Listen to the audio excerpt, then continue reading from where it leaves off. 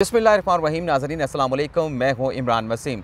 आज के इस प्रोग्राम में नाज़रीन हमारे साथ सिंध की एक ऐसी दलेर बेटी मौजूद हैं जिनका नाम उम्मे रुबाब चांडियो है। उम्मे रुबाब चांडियो के साथ एक इतनी बड़ी ट्रेजेडी पेश आई कि सिंध के वडेरों की जानिब से इनके वालिद को, इनके दादा को और इनके चचा को जो है वो बेदर्दी के साथ भरे बाज़ार में कत्ल कर दिया गया।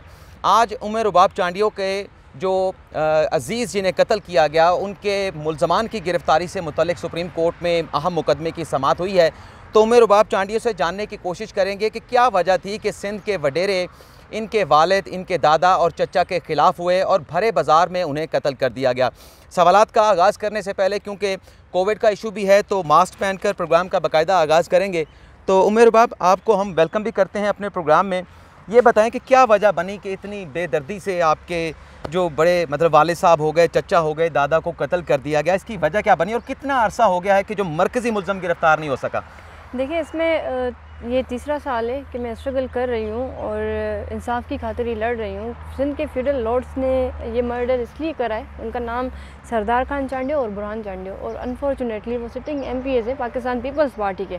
तो जो मैटर था वो ये था कि मेरे बाबा ने, काटूंगा, आप दोबारा से बताएंगे कि जो लोग इन्वॉल्व हैं, आपके वालिद, आपके चचा, आपके दादा के कत्ल में, वो सिटिंग MP हैं पाकिस्तान पीपल्स पार्टी के, उनका नाम क्या है? उनका नाम MP सरदार खान चांडियो और MP बुरहान चांडियो है। और इन्होंने मर्डर इसलिए कराया क्योंकि ये हमारी ट्राइब के सरदार भी थे और हमने ये कहा कि हम फ्यूडलिज़म को हम नहीं मानते, हम सरदारों को नहीं मानते, हम पढ़े लिखे, हमें कानून और इस्लाम राइट्स देता है, हम अपने हिसाब से ज़िंदगी जीना चाह रहे हैं, हम आपके बातों में नहीं आना चाह रहे।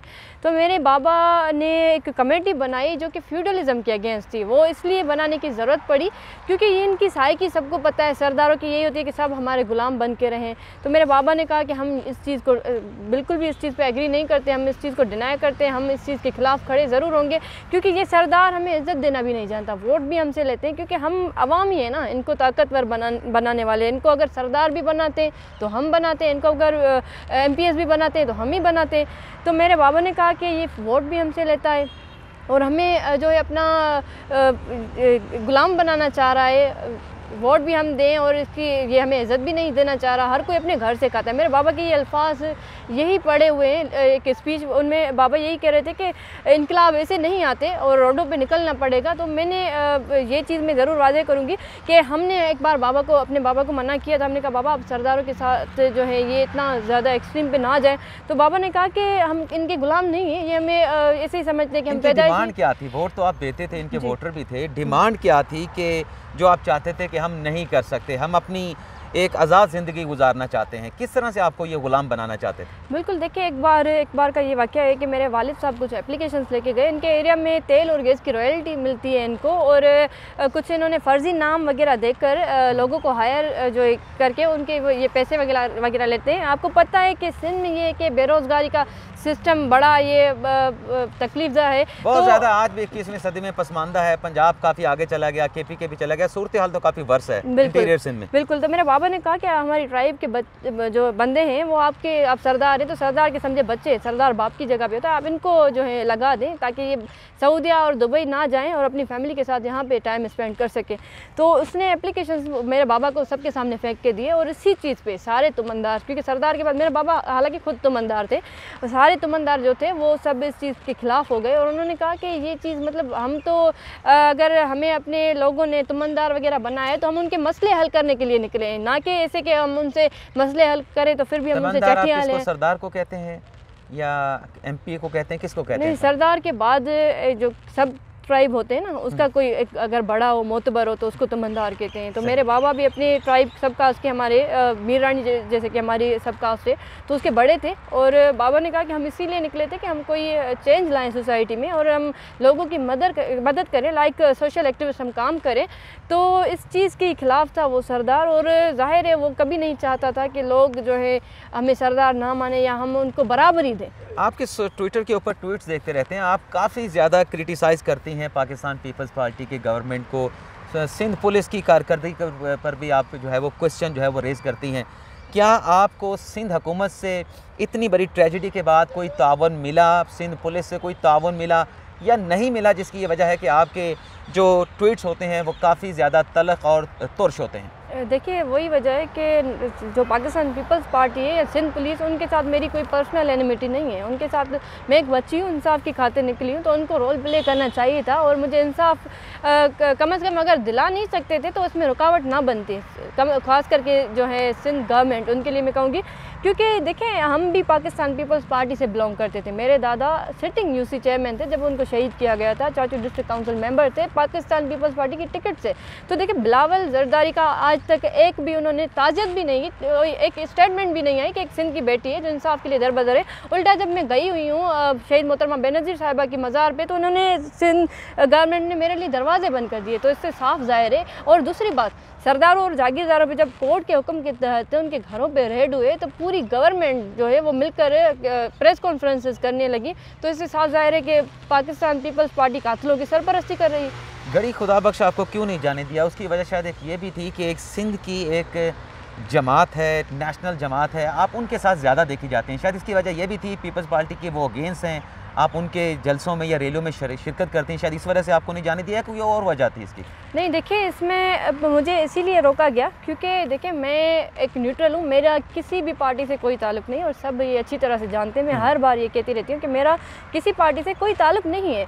बाकी ये रही बात कि जिसके साथ भी जुल्म होता है, जहाँ पे भी कोई ज़्यादती होती है, तो मैं एक सिंध की बेटी हूँ, मैं पाकिस्तान की बेटी हूँ, मुझ पे फ़र्ज़ है कि क्योंकि मैं अपने मसलों में काफ़ी उलझी हुई हूँ, तो मेरी कोशिश होती है कि हर जगह पे हर शुबे में बाहर निकलूँ, क्योंकि लोगों की भी उम्मीदें हैं सिंध के सारे लोग मुझे सपोर्ट करें, चाहे कोई भी पार्टी हो, कोई भी तंजीम हो, सब मुझे अगर सपोर्ट करें तो मेरा भी फ़र्ज़ है कि मैं उनके साथ खड़ी होती हूँ। इसका ये हरगिज़ मतलब नहीं कि मैं किसी के हाथों यूज़ हो रही हूँ या ऐसी कोई चीज़ जो कि पाकिस्तान पीपल्स पार्टी हर बार जाहिर करती है। तो मैं एक जो है छोटी बच्ची नहीं, मैं सब समझती हूँ। बच्ची तो आप हैं वैसे, ज़री सी बात है कि, लेकिन आप मैच्योर इतनी हो गई इस वाक़े के बाद कि आपको बच्ची भी नहीं कहा जा सकता। बड़े बड़े जो दलेर लोग होते हैं, बड़े बड़े जो उम्र के लोग होते हैं, इस तरह के केसेस को फेस नहीं कर पाते। तो कितना मुश्किल था आपके लिए जब वालिद नहीं थे, चचा नहीं थे, दादा नहीं थे, तो इस केस को लेके चलना, अदालतों में जाके हेयरिंग्स में पेश होना और मुख्तलिफ जगह पे नॉक करना कि भाई मुझे इंसाफ दिया जाए, तो कितना मुश्किल था आपके लिए?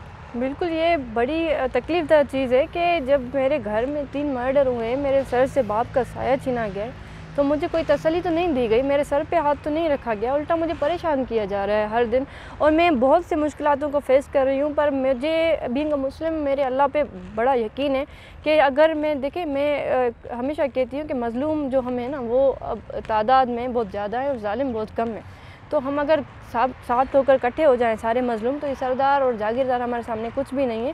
और अल्लाह की ज़ात जो है वो कभी भी किसी मज़लूम को अकेला नहीं छोड़ती। तो मैंने यही एक चीज़ जो मेरे दिल में थी, मैंने यही सोचकर स्ट्रगल करना शुरू की, क्योंकि मरना तो वैसे भी एक दिन है, तो क्यों ना हम सबको एक्सपोज़ करें। और जो भी ज़ालिम है, जो भी, क्योंकि ये जो लोग हैं ना, इनका डबल स्टैंडर्ड है। ये देखें, सरदार और जागीरदार, इनका लाइफ स्टाइल आप देखेंगे हर जगह पे डिफरेंट होता है। तो हम बिल्कुल, मैं अभी भी कहूँगी कि हम सरदारी और जागीरदारी निज़ाम को हम नहीं मानते। हम इनको सरदार चांडी और बुरहान को अपना सरदार नहीं मानते, क्योंकि हम आज़ाद हैं। हमें अपना कानून जबकि राइट्स दे रहा है, तो हम इनकी गुलामी क्यों करें?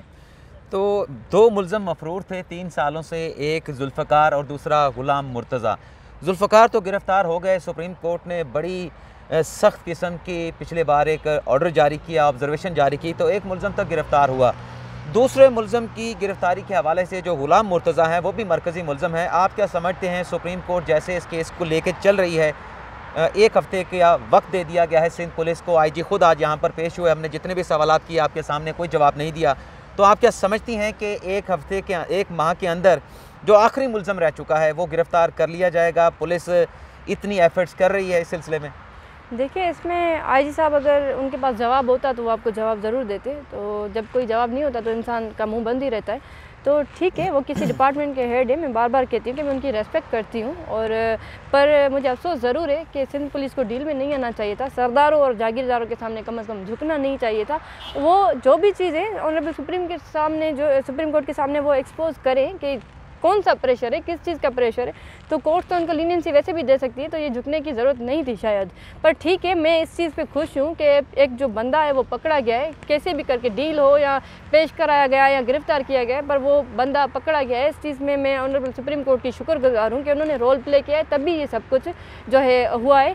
बाकी रही बात, अगर ऑनरेबल सुप्रीम कोर्ट ये प्रेशर देती आएगी, सिंध पुलिस के ऊपर ये प्रेशर रहेगा, तो इंशाल्लाह मुझे यकीन है कि कोर्ट इंसाफ मुझे दिलाएगी और दूसरा बंदा भी पकड़ा जाएगा। बहुत बहुत शुक्रिया उमर बाबा, आपने हमें वक्त दिया, आप हमारे साथ रहेंगी।